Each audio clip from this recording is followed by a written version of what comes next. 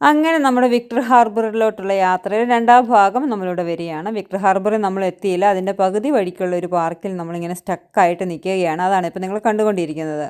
അപ്പോൾ നമ്മൾ എന്താണ് എവിടെയാണ് പറഞ്ഞു വന്നിരിക്കുന്നത്? നമ്മുടെ കണ്ടൽ വനങ്ങളിൽ കൂടെ അങ്ങനെ അതാ ഞങ്ങൾ മുമ്പോട്ട് നീങ്ങിക്കൊണ്ടിരിക്കുകയാണ്.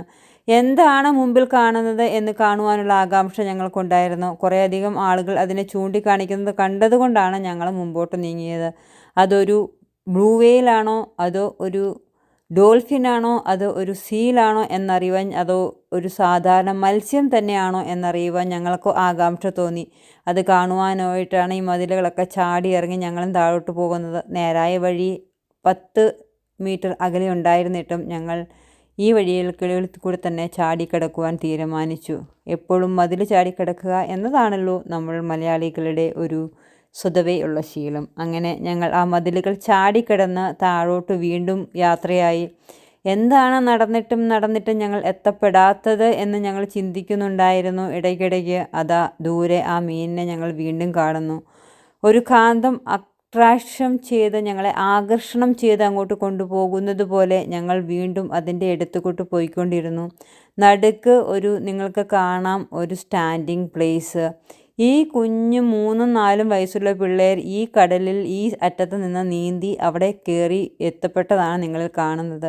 ഇവർ ഉണ്ടാകുന്ന കുട്ടികളെ തന്നെ വെള്ളത്തിൽ കൊണ്ടുപോയിട്ട് അപ്പം തന്നെ നീന്തൽ പഠിപ്പിക്കും. നീന്തൽ എന്ന് പറയുന്നത് ഇവിടുത്തെ ഒരു ലൈഫ് സേവിങ് അല്ലെങ്കിൽ എല്ലാവരിലും അറിഞ്ഞിരിക്കേണ്ട ഒരു കലയാണ്. സ്കൂളുകളിലും ഇവരിൽ നീന്തൽ പഠിപ്പിക്കുന്നു എന്നത് നല്ല ഒരു കാര്യമാണ്.